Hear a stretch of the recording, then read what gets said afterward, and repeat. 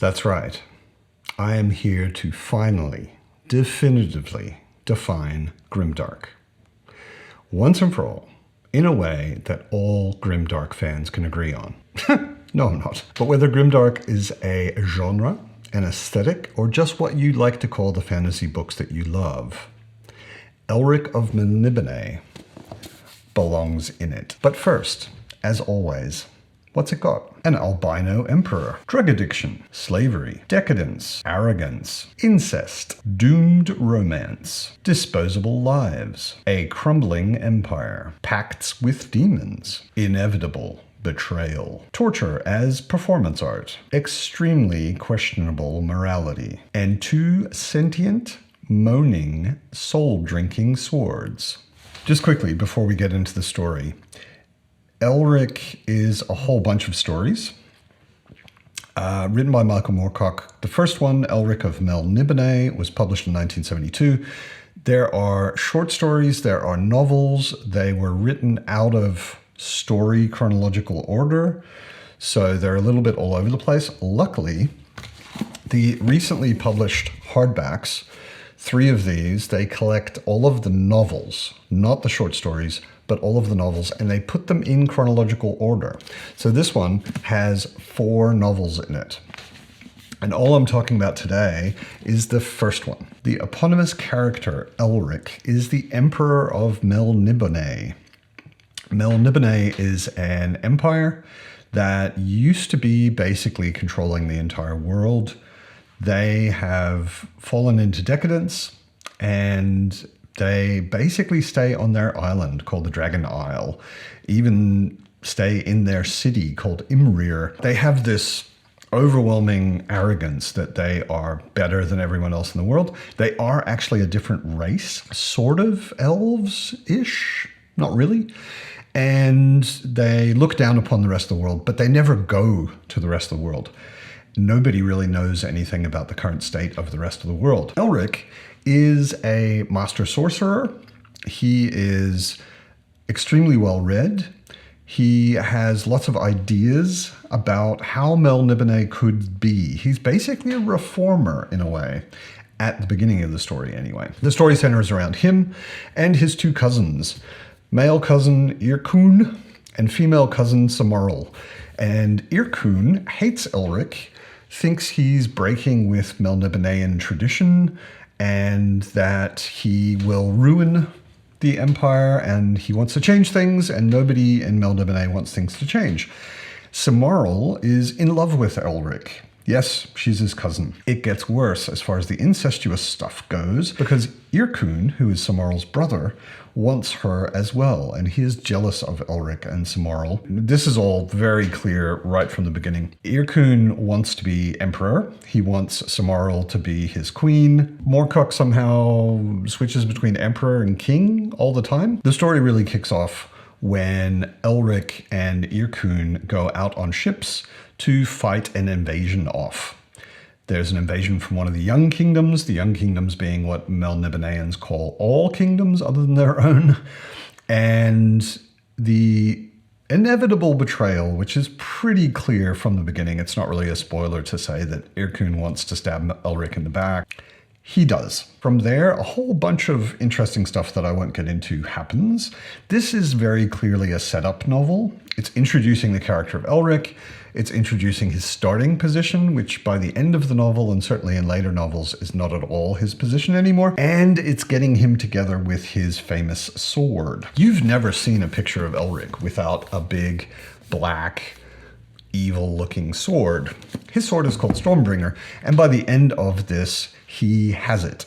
And Irkun, his cousin, has Mournblade, which is the brother blade to Stormbringer.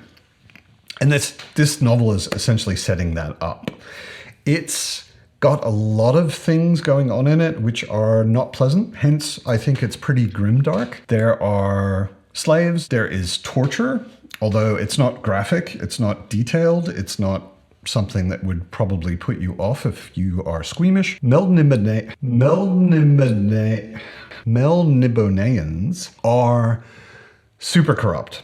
They are lazy, indolent, decadent. They think they're better than everyone else, but like really think that? Elric is sort of the lone exception. It sets up a lot of interesting things about, first of all, addiction. Elric is an albino, and because of that, he is very weak. He is not capable of really doing almost anything without some drugs that give him energy, and later on the sword, which gives him energy. So whether it's the drugs or the sword, Elric is basically an addict and has massive crutches that he leans on constantly. The story gets a lot into purpose. What is someone's purpose, and why does someone do the things they do? What motivates someone? And Elric starts out with a very different purpose than he develops by the end of the book. In a way, you can see all of these books. I've read all of them. This is a reread. You can see all of them as a spiraling down from Elric's original purpose and motivation, which was quite selfless. He wanted to improve the kingdom and thereby maybe even improve the world.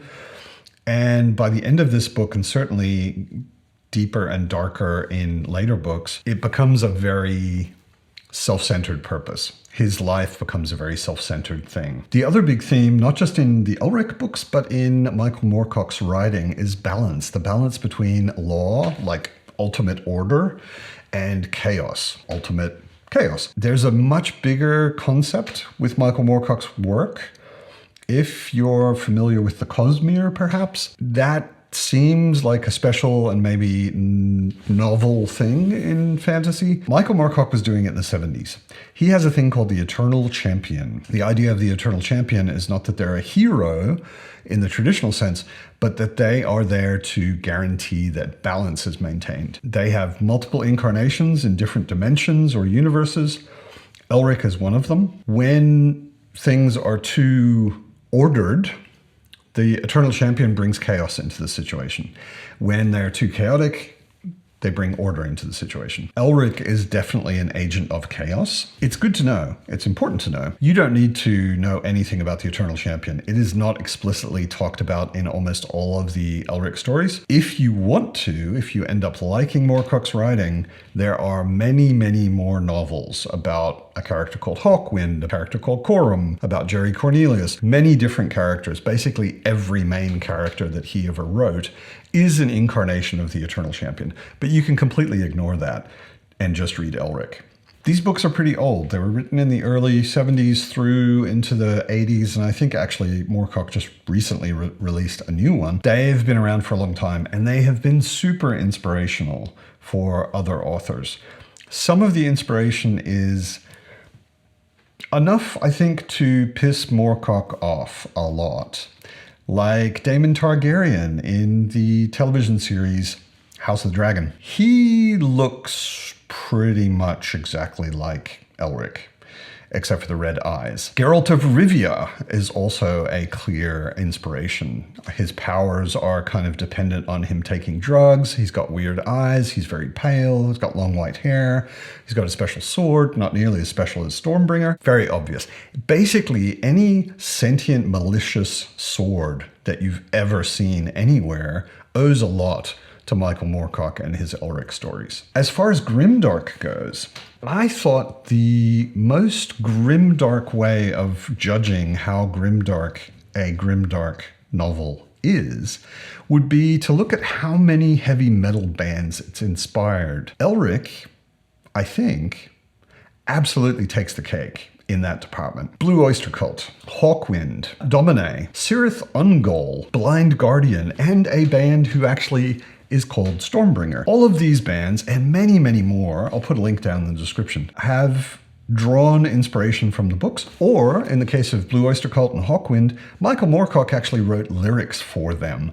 Hawkwind, he actually tours with them, and apparently he still does it, even though he's quite old now, and performs on stage with them. Stormbringer, the band, has only songs that are related to the Elric stories or the Eternal Champion stories, all of them. It's kind of crazy how much metal has been made based on these books. Just quickly about Cirith Ungol. I don't really do metal, so I don't know them, but they take their name from Tolkien, but they have tons of songs inspired by Moorcock.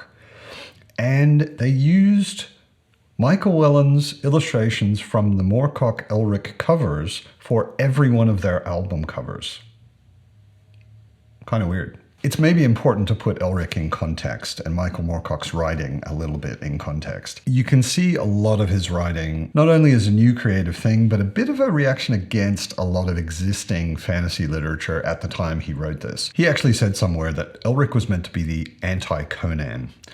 Conan is unstoppable, basically a superhero, gets the girl every time. Elric is the exact opposite. He's drug addicted. He has a very tragic love affair with his cousin.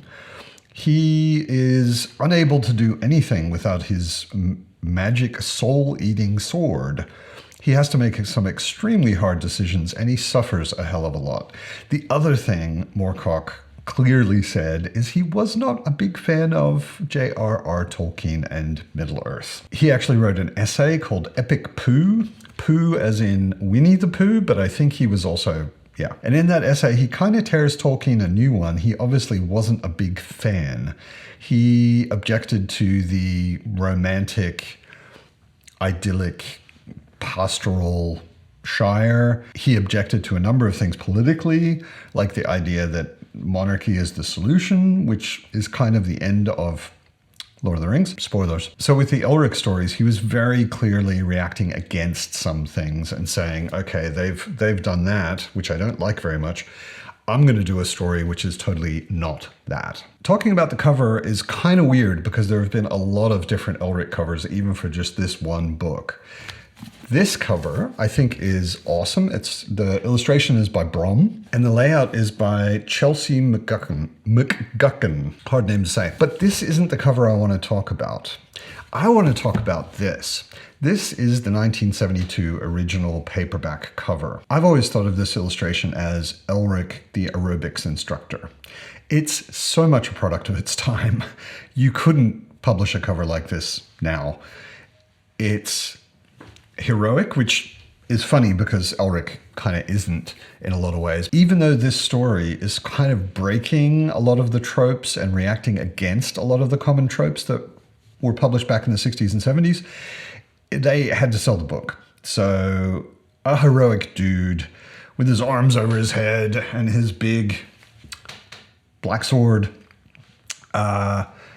maybe that sells books. I love the groovy typography. I love the colors. It sets up a real mood. I think the illustration by Michael Whelan did all of the original Elric covers, is not my favorite Elric cover. We've already talked about that. That's back there. But it is a good introduction if you want to get somebody buying into a swords and sorcery anti-hero that is reacting against a lot of the common tropes.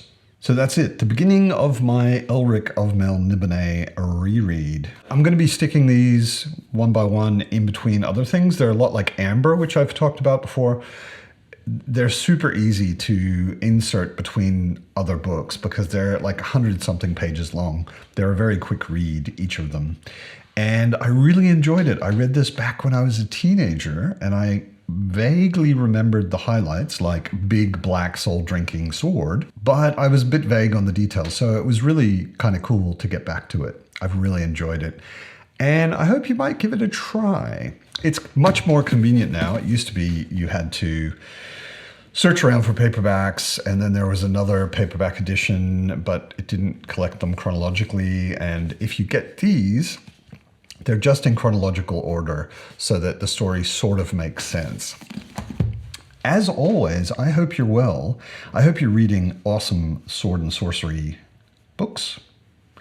And I will see you next time.